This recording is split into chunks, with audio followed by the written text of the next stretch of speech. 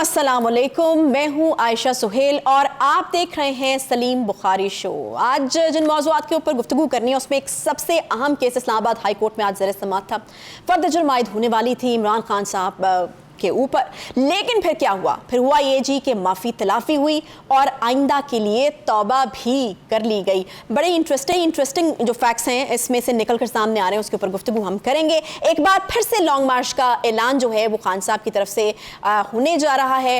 کیا کوئی اسٹریٹجی بن چکی ہے؟ کوئی پلاننگ ہو چکی ہے؟ کہیں اس لانگ مارچ کا حال پچھلے لانگ مارچ جیسا تو نہیں ہو جائے گا؟ یہ بڑے اہم سوال ہیں جو اس حوالے سے کیے جا رہے ہیں۔ اس کے علاوہ پھر سپریم کورٹ نے ایک بار پھر سے پی ٹی آئی کو مشورہ دیا ہے کہ اسمبلی میں واپس جو ہے وہ آ جائیں اور یہ الیکشن جلدی کرائے جائیں گے۔ جو شور مچایا ہوا ہے اس سے ذرا سا وہ پیچھے ہٹ جائیں، کیونکہ اس وقت ملک جو ہے اس کے حالات اس چیز کی اجازت نہیں دیتے کہ فوراً سے انتخابات جو ہیں وہ کروائے جائیں۔ اب دیکھتے ہیں کہ خان صاحب کتنا اس مشورے کے اوپر عمل کرتے ہیں، کیونکہ وہ تو لانگ مارچ کی تیاری کیے بیٹھے ہیں۔ السلام علیکم بخاری صاحب، کیا حال چال ہیں آپ؟ ٹھیک ٹھاک ہیں؟ سب آج آپ نے خان صاحب کی تعریف کرنی ہے، کیونکہ معافی ایک تو انہوں نے مانگی، پھر انہوں نے توبہ بھی کی، اور پھر انہوں نے یہ بھی کہا کہ اگر آپ کہتے ہیں تو خاتون جج کے پاس جا کر ان سے معافی مانگ لیتے ہیں، تو اس پہ تو ان کی تعریف بنتی ہے آج۔ جی میں تو ہمیشہ خان صاحب کی تعریف کرتا رہتا ہوں، آپ کو سمجھ نہیں آتی نہ خان صاحب کو سمجھ آتی ہے۔ دیکھیں نا، آپ ان کی تعریف کی بات ہم شروع کرتے ہیں۔ پہلے تو یہ کہ ہم بات شروع کہاں سے کریں۔ پہلی آج جو کچھ ہوا ہے وہ یہ کہ انہوں نے وہ سب کچھ جو وہ پچھلی سماعت تک نہیں کرنا چاہتے تھے وہ آج انہوں نے کر دیا ہے۔ صحیح۔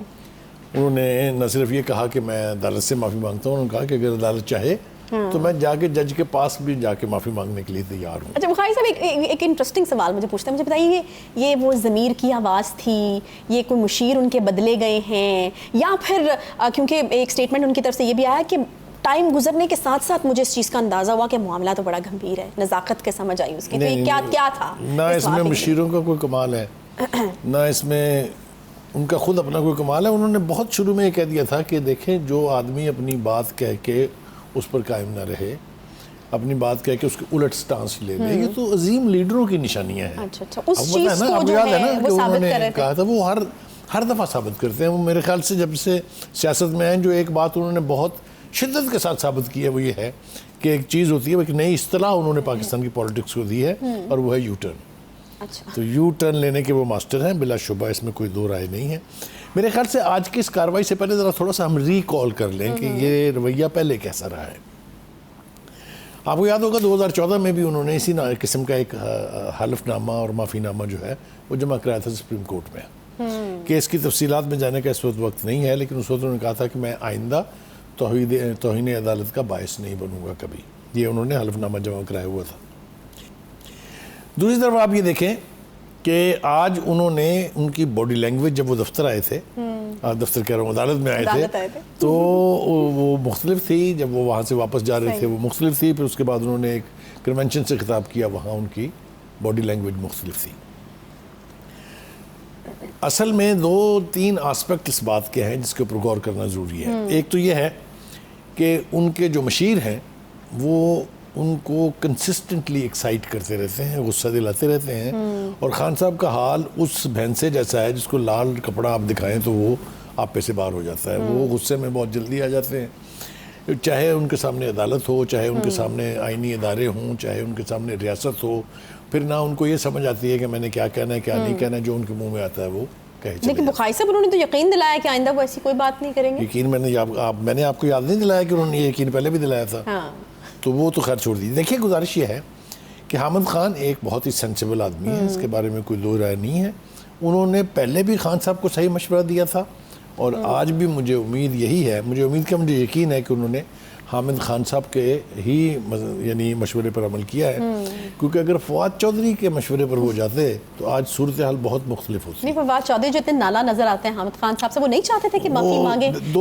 مطلب فواد چودھری صاحب اس گروپ سے جو نہیں چاہتے تھے کہ معافی مانگی جائے؟ 2 آسپیکٹ اس کے ہیں۔ ایک تو یہ کہ حامد خان کے ساتھ بھی انہوں نے اپنا سکور سیٹل کرنا ہے، چونکہ خان صاحب نے جب دوبارہ عمران خان صاحب سے ملاقات کی تھی تو اس میں ان کے جن حواریوں کا ذکر کیا تھا جو ان کی تباہی کا باعث ہے، ان میں فواد چودھری کا نام بھی لیا تھا انہوں نے۔ لہٰذا فواد چودھری صاحب نے یہ کہہ کے کہ یہ وکیل کدھر سے ماما بن گیا، بیچ میں ایسے ہی کھڑا ہو جاتا ہے، ڈمی آدمی ہے، تو جب اس بیان کا حوالہ دیا گیا تھا تو اس وقت بھی حامد خان صاحب نے یہ کہا تھا کہ ہمارا ان کے اس بیان سے کوئی تعلق نہیں جس میں وہ یہ کہہ رہے ہیں کہ چیف جسٹس جو ہے عمران خان سے معافی مانگے. آپ ذرا ویسے یہ انسلٹنگ تھا بہت زیادہ. بخاری صاحب وکیل منہ اٹھا کے تو نہیں کھڑا ہوتا, وکیل کو آپ obviously میں نے کہا نا کہ وہ زہر افشانی انہوں نے کرنی تھی, وہ انہوں نے زہر افشانی جو ہے وہ کر دی ہے. لیکن خامد خان جو ہیں وہ بہت بڑے ظرف کے آدمی ہیں, ان سے اس طرح کی باتیں جو ہے نا وہ آپ توقع نہیں کر سکتے جس طرح کی باتیں فواد چودھری صاحب کرتے ہیں.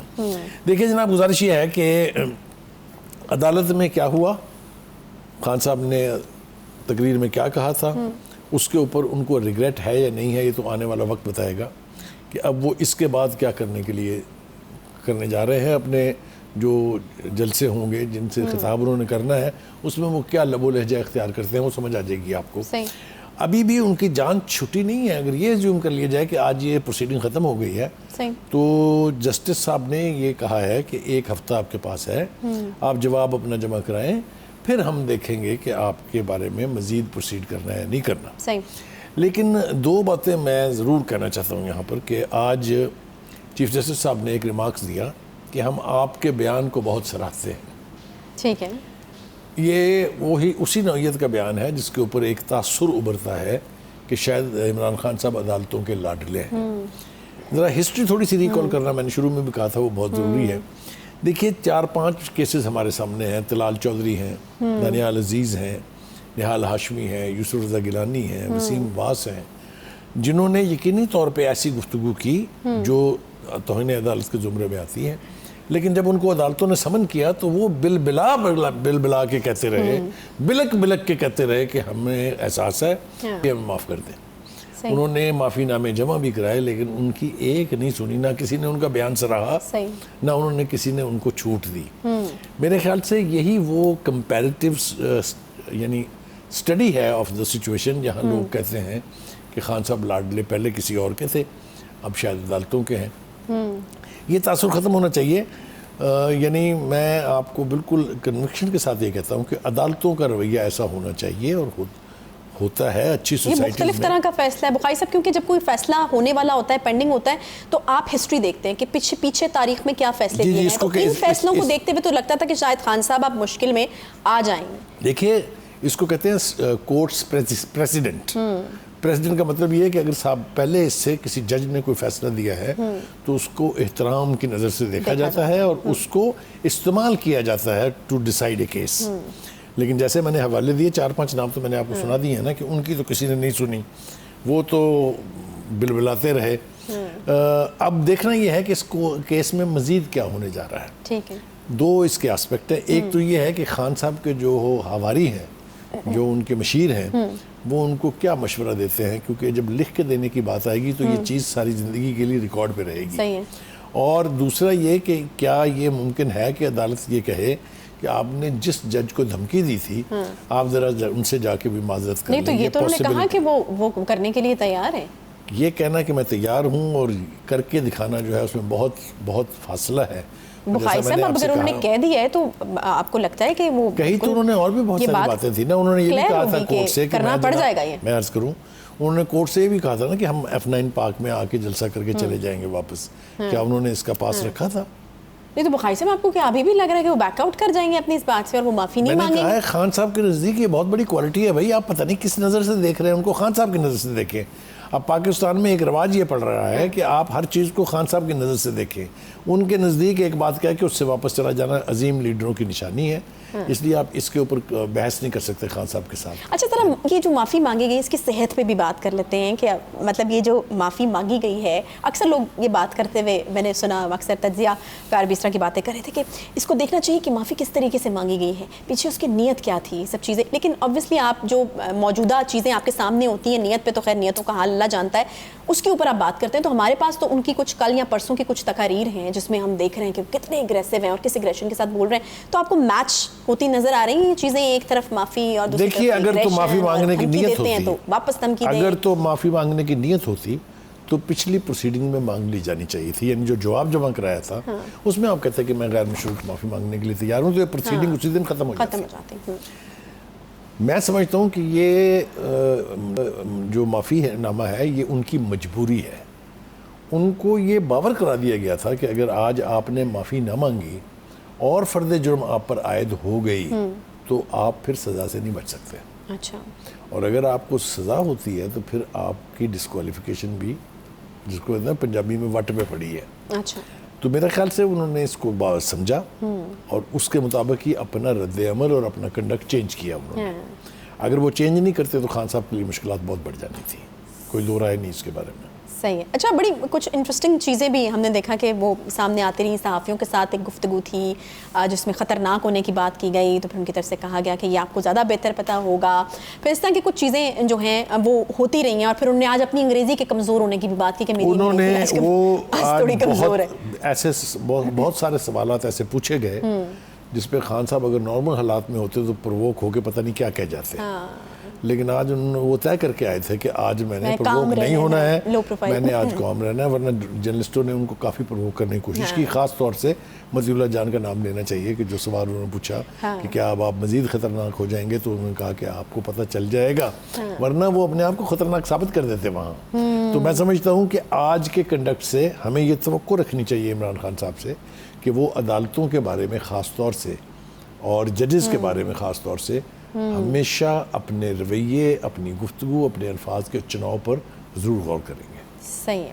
اچھا, اگلا جلسہ جو ہے وہ رحیم یار خان میں ہونے جا رہا ہے, اور اس کے حوالے سے بھی بڑی انٹرسٹنگ چیزیں جو ہیں وہ سوشل میڈیا کے اوپر گردش کر رہی ہیں. آپ کو پتہ ہے کہ رحیم یار خان اور کچے کا جو علاقہ ہے وہ بڑا مشہور ہے ڈاکوؤں والے سے, تو ان کے کچھ ٹویٹس چل رہے ہیں جی سوشل میڈیا کے اوپر, اور وہ جو ہیں وہ بڑی سپورٹ کر رہے ہیں پی ٹی آئی کی وہاں پہ, اور وہ کہہ رہے ہیں جلسہ وہ کامیاب بنائیں گے. تو میں اس کے اوپر ذرا انٹرسٹنگ تجزیہ چاہ رہی تھی. آپ نے بالکل ٹھیک کہا, یہ ٹویٹ میں نے بھی دیکھے ہیں.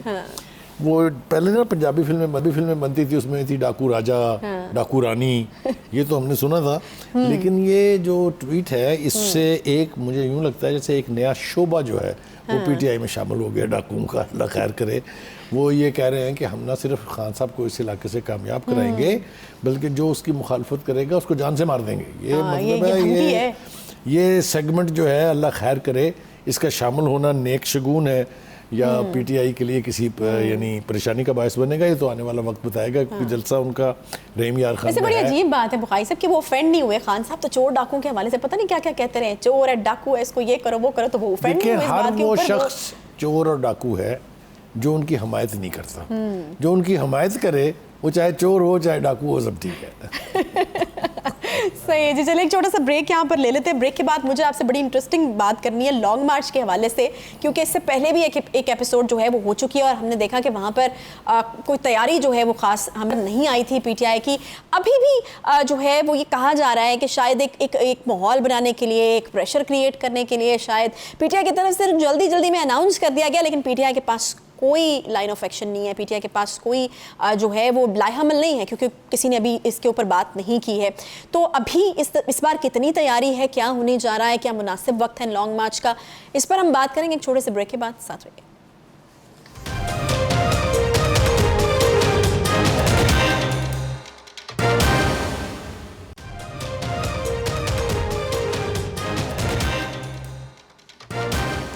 کے بعد ایک بار پھر سے آپ کو خوش آمدید کہتے ہیں جی. لانگ مارچ ہونے جا رہا ہے پی ٹی آئی کی طرف سے. اس چیز کے جو اشارے ہیں وہ دیے جا رہے ہیں, اور 2 ہفتوں کا الٹیمیٹم جو ہے وہ حکومت کو دے دیا گیا ہے. خان صاحب بارہا آپ نے خان صاحب کو کہتے ہوئے سنا ہوگا کہ الیکشن کو جو ہے وہ جلدی کرانا چاہیے, نہیں تو پھر وہ کوئی ایکشن لینے کے لیے جو ہے وہ مجبور ہوں گے. بار بار آ کر یہ خان صاحب کی طرف سے کہا جاتا رہا ہے, لیکن اب خان صاحب جو ہیں مجھے لگتا ہے ان کی بس ہو گئی ہے, اور وہ کہہ رہے ہیں کہ 2 ہفتے کا ٹائم ہے آپ کے پاس, اس میں الیکشن کرا لیجئے, نہیں تو پھر ہوگا جی لانگ مارچ.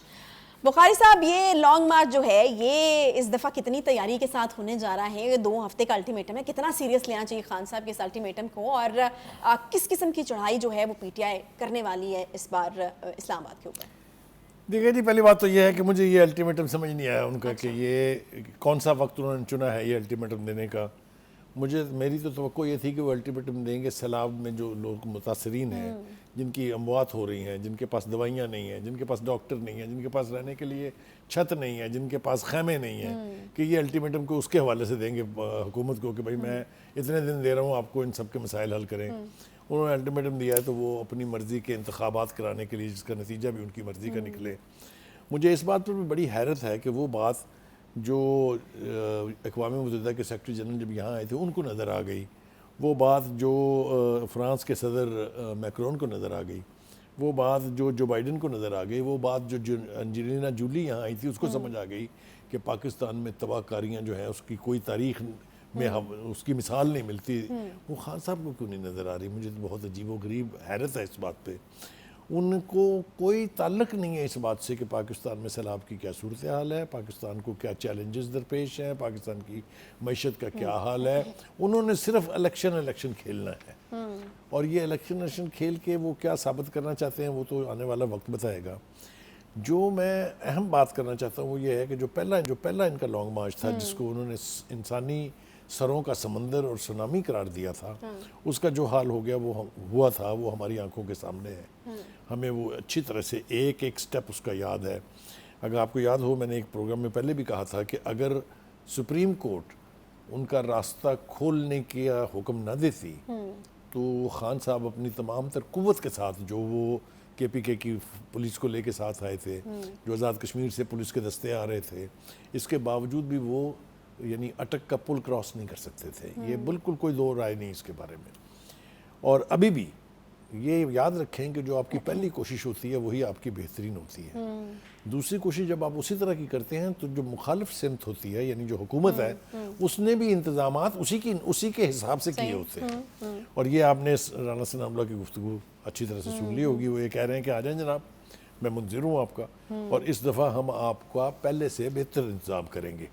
اور اگر آپ فضل الرحمان صاحب کا بیان سنیں جس میں بخاری صاحب اب ایسی بات تو نہیں ہے نا، مطلب یہ تو بالکل وہ امیچور سی بات ہے کہ اگر آپ کی کوئی تیاری نہیں ہے پھر آپ اتنے بڑے بڑے اعلان کریں، سیاسی طور پہ اس کا آپ کو نقصان ہوتا ہے. پہلے بھی جب لانگ مارچ جس برے طریقے سے ایکسپوز ہوا، اس کا نقصان تو آپ کو سیاسی طور پہ ہوتا ہے کہ آپ کو تیاری نہیں تھی، کرٹیسزم ہوا تھا.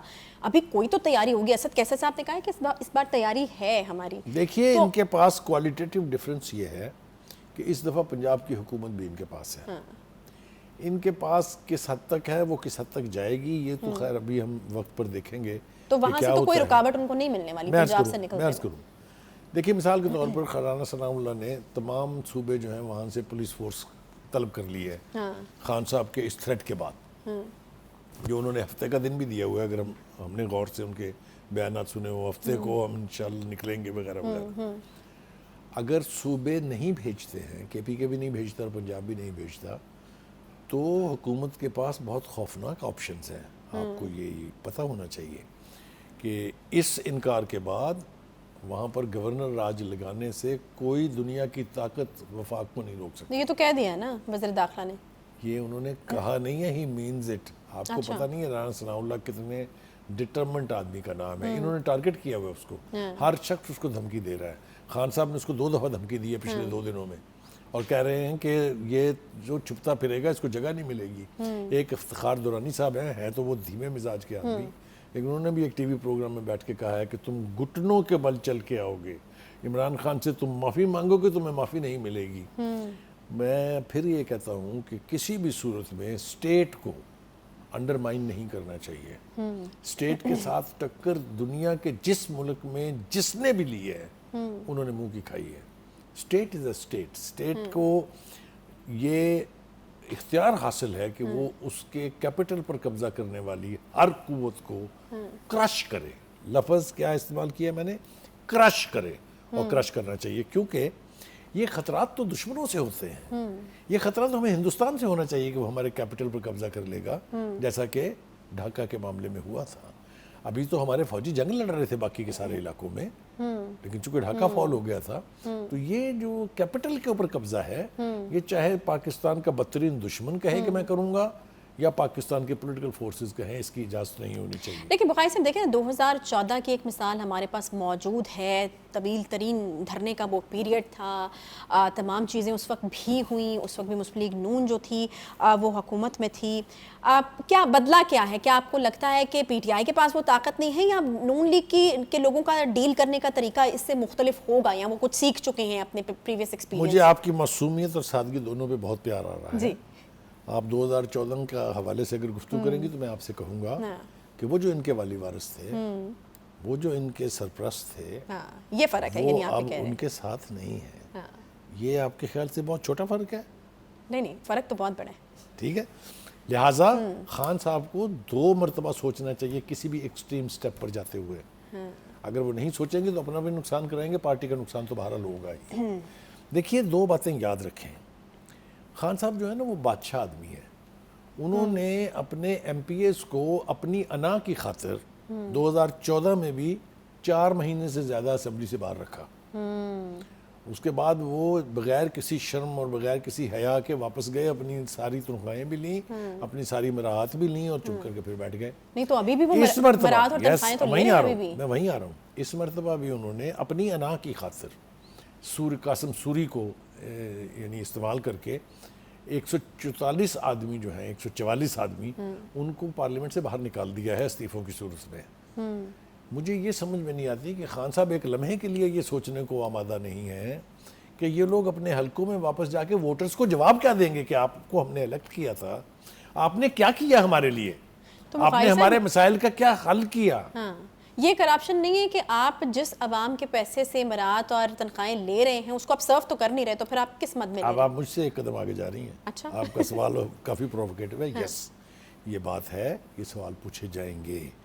یہ نہیں ہو سکتا. ووٹر بہت ظالم چیز کا نام ہے. ایک ہی تو وقت ہوتا ہے جب آپ الیکشن میں ان کے پاس جا کے بھیک مانگتے ہیں ووٹس کی.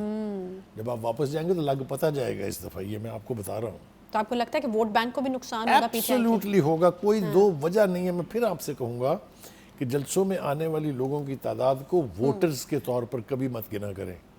یہ مس نومر ہے. اس نے ہمیشہ لوگوں کو غلط فہمی میں ڈالا ہے, اور جب انہیں نجائز نتائج بھگتنے پڑتے ہیں تو وہ پھر اپنے بال نوچتے ہیں. ٹھیک ہے. اچھا, اسد کیسر صاحب نے چونکہ ایک سٹیٹمنٹ دیا اور بڑا امپورٹنٹ ہے, یہاں پر اس کو ذکر کرنا ضروری ہے. وہ کہتے ہیں کہ ہمارے پاس کے پی اور پنجاب اسمبلیوں کو تحلیل کرنے کا جو آپشن ہے وہ موجود ہے. تو یہ آپشن آپ کو کیا لگتا ہے کہ جب خطرہ سر پہ منڈلانے لگے گا, گورنر راج لگنے کا, تب استعمال کیا جا سکتا ہے, سوچا جا رہا ہے, یا آپ کو لگتا ہے کہ نہیں ایسے دھمکی ہے؟ اسد کیسر صاحب ویسے تو ڈھنگ کے آدمی ہیں, ہماری ملاقات ہے ان سے, وہ جلدی جھوٹ بولنے پر آمادہ نہیں ہوتے. لیکن انہوں نے جھوٹ بولا ہے. یہ آپشن تو ان کے پاس کب سے ہے, پھر استعمال کیوں نہیں ہوا؟ خان صاحب اس کو استعمال کیوں نہیں کرتے؟ کیونکہ وہ طاقت جو ہے اپنے ہاتھ سے جانے نہیں دینا چاہتے. انہوں نے پنجاب اور کے پی کے پر اس لیے اپنا تسلط قائم کیا ہے کہ ان کا خیال ہے کہ جب میں جاؤں گا نیکسٹ مارچ کے لیے, جس کی دھمکی انہوں نے دی ہے, جس کا الٹیمیٹم انہوں نے دیا ہے, تو یہ سارے صوبے میری قوت بنیں گے. یہاں سے جو لوگ پچھلی دفعہ نہیں نکل سکے تھے, اس دفعہ جوک در جوک وہ ان کے لانگ مارچ میں شامل ہوں گے. لیکن وہ یہ بھول رہے ہیں کہ یہ آپشن آپ کے پاس ہے کہ آپ اسمبلیاں توڑ دیں تاکہ انتخاب, یہ بالکل ٹھیک آپشن ہے. اگر وہ اسمبلیاں توڑ دیتے تو یقینی طور پر حکومت کے پاس, الیکشن کمیشن کے پاس کوئی دوسرا راستہ نہیں رہتا, کیونکہ اتنی بڑی تعداد میں بائی الیکشنز نہیں ہو سکتے. تو بخاری صاحب پھر تو الٹیمیٹم 2 ہفتوں کا کیا, بس آپ اسمبلیاں تحلیل کریں اور بس پھر ختم بات. پھر تو دیکھیں اب آپ پھر وہی سادگی آپ کی, آپ خان صاحب سے سینٹی, آپ یعنی وزڈم, ان کے تو اپنے ہاتھ میں الیکشن کرانا, نہیں یہ وہ استعمال نہیں کریں گے. وہ یہ ثابت کریں گے کہ میں بہت طاقتور انسان ہوں. تو اس سے آپ یہ توقع رکھ رہی ہیں کہ وہ اس طرح کی سینٹی کی بات کرے گا؟ بالکل بھی نہیں. دیکھیے گزارش یہ ہے, میں نے کہا کہ یہ ان کے پاس قوتیں ہیں جس کو وہ استعمال کر کے حکومت کو ڈھانا چاہیں گے, اور اپنی مرضی کے نتائج دینے والا الیکشن کروانا چاہتے ہیں وہ. ایک عجیب و غریب بات جو ہے وہ میں یہاں کہنا چاہتا ہوں, جو میرے ایک فیلو اینکر نے کہیں, ینگ آدمی ہیں وہ, لیکن بات انہوں نے بہت ڈھنگ کی کی. انہوں نے کہا خان صاحب حکومت میں ہوں یا نہ ہوں, خان صاحب اپوزیشن میں ہوں یا نہ ہوں, خان صاحب کہیں بھی نہ ہوں, لیکن آرمی چیف ان کی مرضی کا لگنا چاہیے. آپ ذرا اندازہ کریں اس قدر مضحکہ خیز صورتحال کا. یہ تو آپ کی والی بات ہے بخاری صاحب, جو آپ کہتے ہیں کہ خواہشات پہ تو پھر کوئی پابندی نہیں ہے نا. بالکل نہیں ہے پابندی, والی بات ہے, اس میں تو کوئی 2 رائے نہیں ہے. دیکھیے گزارش یہ ہے کہ وہ کیا کہتے ہیں, جو الٹیمیٹم انہوں نے دیا ہے اس کے 2 رسپانسز ہمارے پاس ہے. ایک تو رانا ثناء اللہ کا ہے کہ آ جائیں جناب, نسخہ تیار ہے, اور دوسرا مولانا فضل الرحمان کا ہے جنہوں نے کہا کہ جناب آپ آ جائیں, حکیم ثناء اللہ جو ہے وہ تیار بیٹھا ہے اور ڈنڈا بھی تیل میں ڈوبا ہوا ہے. تو مطلب کہنے کا یہ ہے کہ ان کی دھمکیوں سے کم از کم حکومت ڈری ہوئی نہیں ہے. صحیح ہے. دیکھیں جہاں تک لوگ باہر نکالنے کا تعلق ہے, جو مولانا فضل الرحمان ہیں ان کی قوت کا اندازہ کئی دفعہ لگایا جا چکا ہے. آپ کو یاد ہوگا انہوں نے 20 کے قریب ملین مارچ کیے ہوئے ہیں, اور جو بھی جلسہ انہوں نے کیا ہے, چاہے وہ کراچی میں ہے, چاہے وہ اسلام آباد میں ہے, چاہے وہ پشاور میں ہے, چاہے وہ کوئٹہ میں ہے, اس میں جو پارٹیسپیشن کا لیول ہوتا ہے میرے خیال سے دنیا نے دیکھا ہوا ہے. تو اس کا یہ مطلب ہرگز نہیں ہے کہ وہ پھر ڈکٹیٹ کرائیں گے الیکشن کمیشن کو بھی, عدالتوں کو بھی, حکومت کو بھی, یہ کرو. یہ اس پوزیشن میں کوئی سیاستدان کبھی نہیں آتا, نہ اس کو آنا چاہیے, کیونکہ اس کے بعد پھر راستہ کیا ہے, اس کے بعد آپ پھر جائیں گے کہاں. تو اس لیے میں خان صاحب کو مشورہ دوں گا کہ خان صاحب آپ الیکشن کا مطالبہ جاری رکھیں, یہ بالکل آپ کا حق ہے, ایز اے پولیٹیکل پارٹی آپ کا حق ہے, بٹ ڈونٹ امپوز اٹ کہ الیکشن کمیشن بھی میری مرضی کا ہو, عدالتیں فیصلے بھی میری مرضی کے دیں, اور ہم الیکشن جیتے اور آ کے حکومت بنائے, میں ہی کروں گا, آرمی چیف کا تقرر بھی میں ہی سب کچھ کروں گا. بھائی صاحب یہ جو آج معیشت بگڑی ہوئی ہے, اگر کسی اینالسٹ سے پوچھیں جو جس کی بیک گراؤنڈ ہو فائنانسز کی, تو وہ آپ کو بتائے گا کہ 4 مہینے میں کوئی حکومت اتنا بیڑا غرق نہیں کر سکتی. یہ آفٹر میتھ ہے ان فیصلوں کی جو اس سے پہلے کی حکومت نے کیے تھے. یہ کوئی راکٹ سائنس نہیں ہے اس کو جاننے کے لیے, آپ کسی ڈھنگ کے اکانومسٹ سے پوچھیں وہ آپ کو بتا دے گا. صحیح. یہ تو اب ایک سلسلہ ہے نا جس کے بارے میں خان صاحب یہ کہتے ہیں کہ اتنے دہائیاں سے جن کی حکومت تھی انہوں نے چیزیں خراب کی, میں 4 سال میں کیا ٹھیک کرتا.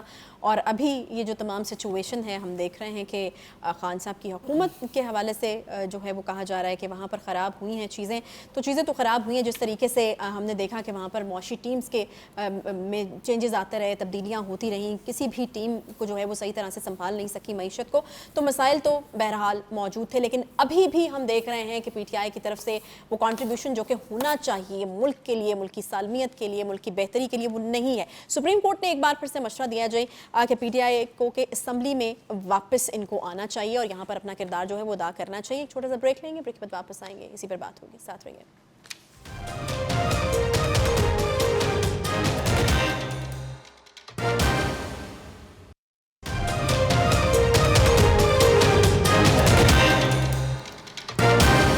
ویلکم بیک جی. سپریم کورٹ نے ایک بار پھر سے مشورہ دیا ہے پی ٹی آئی کو اسمبلی میں واپس آنا چاہیے اور یہاں پر آ کر جو ہے وہ اپنا کردار ادا کرنا چاہیے. ملک اس وقت متعامل جو ہے وہ نہیں ہو سکتا. انتخابات کا سیلاب کی وجہ سے ہم ایک بڑی کروشل سچویشن میں جو ہے وہ پھنسے ہوئے ہیں.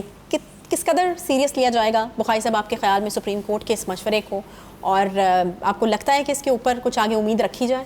دیکھیے, جہاں تک مشورے کا تعلق ہے کوئی دو رائے نہیں اس کے بارے میں کہ بہت ہی جس کو کہتے ہیں روایتاً کہتے ہیں صاحب مشورہ, یعنی درست مشورہ ہے. لیکن خان صاحب میرا نہیں خیال کہ اس کے اوپر آمادہ ہوں گے, اس لیے کہ جس طریقے سے اراکین نے استعفے دیے تھے, جس طریقے سے اسپیکر کے ذریعے یہ اعلان کرایا گیا تھا, جس طریقے سے وہاں پر ہاسٹائل سپیچز کی گئی تھی, پہلے خان صاحب بولے, پھر اس کے بعد جب سارے چلے گئے تو علی محمد خان صاحب نے بڑی جذباتی تقریر کی تھی, آپ کو یاد ہے. تو اس کے بعد پھر واپس ان کے لیے اسمبلی میں چلا جانا کوئی آسان ہوگا یا نہیں ہوگا, کیونکہ ان کی عزت اور غیرت کا بھی مسئلہ ہے, بڑا انا کا بھی مسئلہ ہے ان کے. لیکن مشورہ ٹھیک ہے یہ. دیکھیں, میں آپ کو یہ ایمانداری سے کہتا ہوں کہ اگر 144 میں ہر دفعہ 44 کہہ دیتا ہوں, 144 جو لوگ ان کے ساتھ ہیں, وہ اگر باقی کے جو ان کے منحرف لوگ بیٹھے ہوئے ہیں وہاں پر ان کو چھوڑ بھی دیں آپ, 144 کی تعداد اتنی اسٹرینتھ ہے کہ آپ حکومت کو اپنی ٹرمز اینڈ کنڈیشنز ڈکٹیٹ کروا سکتے ہیں اسمبلی کے اندر بیٹھ کے. یعنی اتنی اسٹرانگ اپوزیشن تو پاکستان کی ہسٹری میں کبھی آئی ہی نہیں. یعنی جب 2/3 تھی نواز شریف کے پاس, اس وقت بھی اتنی افیکٹو اور اتنی فورسفل اپوزیشن نہیں تھی جتنی یہ تھی. ان کو وہاں بیٹھ کے حکومت کی بینڈ بجانی چاہیے تھی. نہیں تو بخاری صاحب کیوں ان کو اسٹرینتھ کا جو ہے وہ ادراک نہیں ہے, یا پھر وہ کیا پارلیمنٹ کے اوپر اعتماد نہیں ہے؟ اتنے اگر اسٹرانگ اندر ہیں تو باہر بیٹھ کے پھر کیوں مطالبات منوانے کی کوشش کی جائے؟ دیکھیے, جو شخص یہ کہتا ہو کہ میں نے جب بجٹ پاس کروانا ہوتا تھا تو ایجنسیاں جو ہیں وہ میرے لیے MNAs پکڑ کے لاتی تھی, جتنی بھی مشکل صورتحال درپیش ہوئی ان کو حکومت کے دوران تو ایجنسیوں نے بیل آؤٹ کیا. یہ میں الزام نہیں لگا رہا ہوں, یہ خان صاحب نے خود اقرار کیا ہے اپنی ایک پریس کانفرنس میں بھی اور اپنی ایک تقریر میں بھی. تو اس وقت تک کی صورتحال تو یہ تھی. آپ کو چاہیے تھا کہ اس صورتحال سے آپ فائدہ اٹھاتے. آپ کے خلاف ووٹ آف نو کانفیڈنس آ گیا, آپ اتنے متکبر ہو گئے, آپ اتنے اوور کانفیڈنٹ ہو گئے کہ آپ کا خیال یہ تھا کہ یہ تو کامیاب ہونے کا کوئی سوال ہی پیدا نہیں ہوتا. لیکن جب پھر آپ نے دیکھا کہ یہ تو ہونے جا رہا ہے, یہ کیا میں کہاں پھنس گیا ہوں, تو پھر وہ کاغذ لہرا کے آپ نے امریکن سازش اور امریکن حکومت نے میرے خلاف سازش کی اور میر جعفر, میر صادق, پتہ نہیں کیا کیا آپ نے جو وہ گردان سنائی لوگوں کو, وہ ساری ہمارے سامنے ہے. پارلیمنٹ کے اندر رہ کے پی ٹی آئی جو کچھ کر سکتی تھی وہ آپشن انہوں نے ضائع کر کے زیادتی کی, اپنی پارٹی کے ساتھ بھی اور اپنی لیڈرشپ کے ساتھ بھی. یہ میں آپ کو ایمانداری سے کہہ رہا ہوں. دیکھیے چیف جسٹس صاحب یہ کہہ رہے ہیں کہ دیکھیں حالات ایسے نہیں ہیں, جس کی ہم نے پہلے ذکر بھی کیا کہ سیلاب نے تباہی مچائی ہوئی ہے, معیشت کا یہ حال ہے, آپ کے پاس دینے کے لیے پیسے نہیں ہیں, بلوں نے عوام کی ایسی تیسی کی ہوئی ہے, آپ ایسے وقت میں الیکشن جیسی عیاشی جو ہے اس کی بات کر رہے ہیں. اگر چیف جسٹس نے تو بھی کہا اور درست کہا کہ 123 سیٹیں جس پر آپ نے ریزائن کیے ہوئے ہیں, اگر ان پر بھی اس وقت انتخاب کرائے جائیں تو میسو پیسہ اس پہ خرچ ہوگا جو کہ اس وقت افورڈ نہیں کیا جا سکتا. اب دیکھنا ہے کہ خان صاحب اس مشورے پر عمل کریں گے کہ نہیں, جیسا آپ نے شروع میں پوچھا مجھ سے.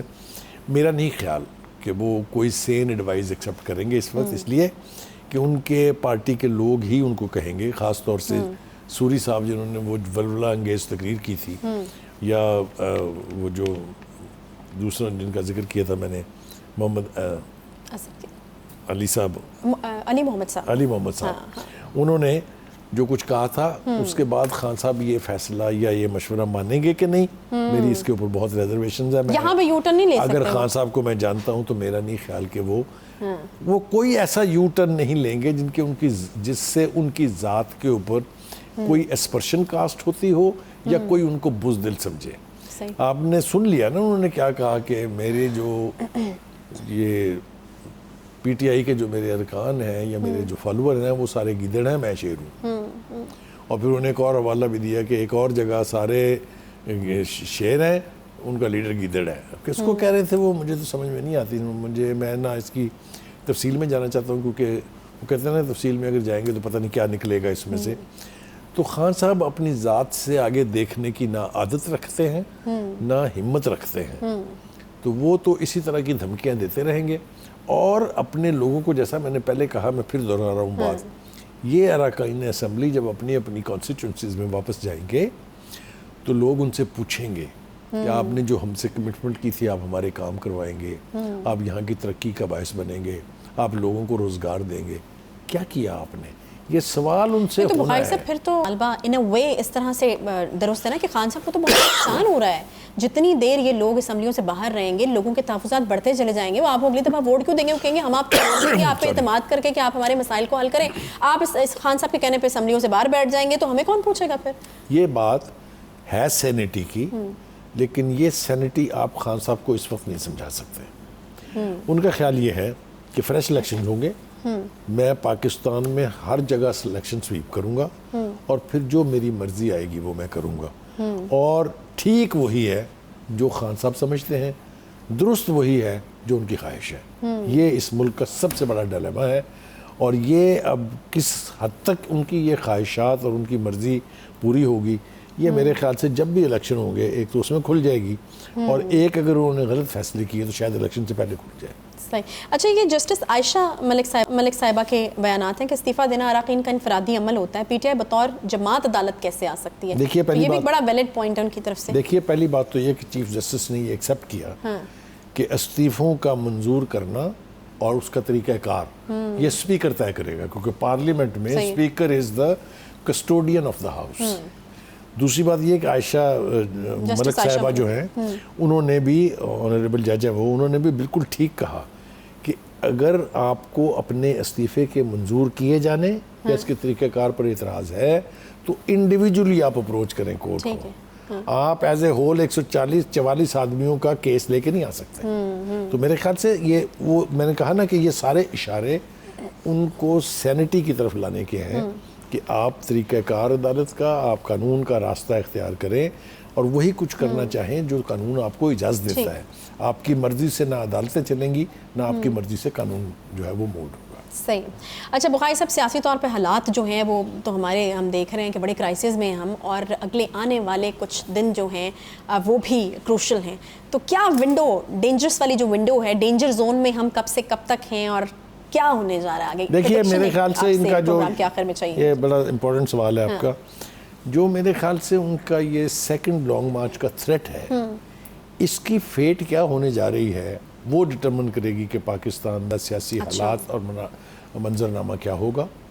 کیا سینٹی ول پرویل اور لوگ جو ہیں وہ اپنے اپنے علاقوں میں رہ کر، اپنے اپنی جورسڈکشن میں رہ کر پاکستان کے بہتری کے لیے کچھ کرنے کی پوزیشن میں ہے یا نہیں ہے، یا ایک کیوس کا اور ایک طویل لمبا پیریڈ شروع ہونے والا ہے جو پاکستان کین ہارڈلی افورڈ اور پاکستان کین ال افورڈ. ہم نہیں اس کے یعنی افورڈ نہیں کر سکتے کہ پاکستان میں مزید سیاسی تناؤ اور مزید سیاسی کشمکش جو ہے وہ جاری رہے اور ترقی کا عمل بھی رکا رہے اور ہماری ریلیف اور ریسکیو کا آپریشن جو ہے خاص طور سے جو بخاری صاحب ایک طرف سے اعلان ہو چکا ہے، دوسری طرف سے روکنے کی تیاری بھرپور ہے، تو obviously ایک پھر جو کلیش جس کو آپ کہیں گے وہ ہونے کا امکان تو بہرحال سینٹری موجود ہے. ڈیمانڈز کے عمران خان صاحب حالات کی نزاکت کو سمجھتے ہوئے، جو حالات ہیں معاشی طور پر اور جو تباہی ہوئی ہے سیلاب کی، اس کو مدنظر رکھ کے ابھی اپنا یہ ارادہ ترک کر دیں.